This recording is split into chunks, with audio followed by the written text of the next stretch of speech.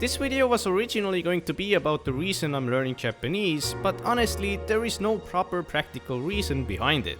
And while I definitely can rationalize that, oh, learning Japanese is training my brain and I can use Japanese in business in the future and at least I can make content about it on YouTube. But well, in reality, none of those reasons alone would have motivated me enough to keep on learning for as long as I have. Making videos about Japanese wasn't even on my mind until I had already been learning for over 400 days. The truth is, I just really like learning Japanese and that's it. And learning a language just because you like it is actually a really good reason to be learning a language. But well, if you want everything you do to contribute to some kind of specific end goal you have to place very high value on the utility of your own actions. To bring an example, if you want to have a positive impact on the world, having a net positive impact is not as hard as having the highest possible impact that only the best version of yourself could possibly have.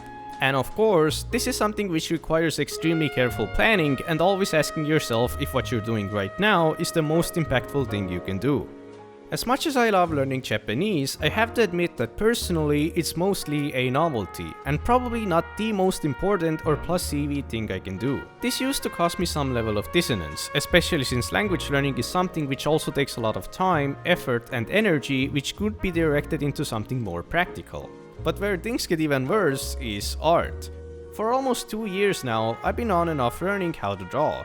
And man, drawing is difficult. Just like learning languages, it's also something which takes a lot of effort, mental fortitude, and thousands of hours to get only somewhat good at. Of course, learning how to draw can also be a means to an end, as drawing is a skill set which can have many practical benefits, and in general, art can obviously be monetized and used for building a following. But once again, it can also be kind of a gamble, as for every successful artist, there seem to be thousands of starving ones. But the reason I started drawing had nothing to do with anything practical. It was purely to release emotion, and drawing just happened to be the only way I could think of which I could use to do so. Drawing allows for self-expression in a dimension that simply cannot be achieved through words alone. While I'm still absolutely terrible at drawing, the hope that one day I'll be good enough to express those feelings through art keeps me going, much more so than any practical value it might have. However, that's not to say that art has no practical value. The issue just is that the value of art is unquantifiable, meaning that we cannot simply measure how deep goes the impact which art has compared to something like,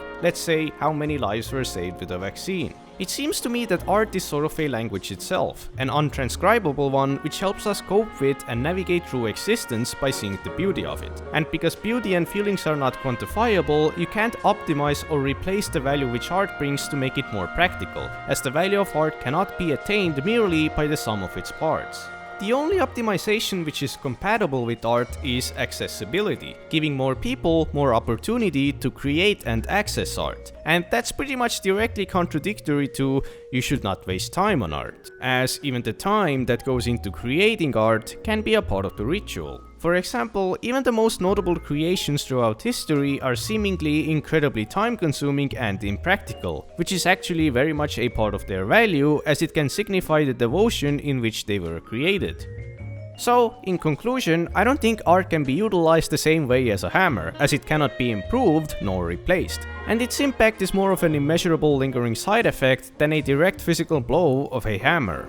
It's not even entirely clear where art exists in the hierarchy of needs, as artistic expression has emerged in literally every single human culture, which might indicate that art may be a natural side effect of being human. While not everyone has to be an artist, I think it's best to make room for art even in a practical mindset, as when you go against art, it's like going against your design, which makes it only natural that internal conflict would emerge. And most likely, as long as we exist, art will always be there alongside with us. So, the next time you have the urge to create something, stop worrying about the practical value it has and just do it.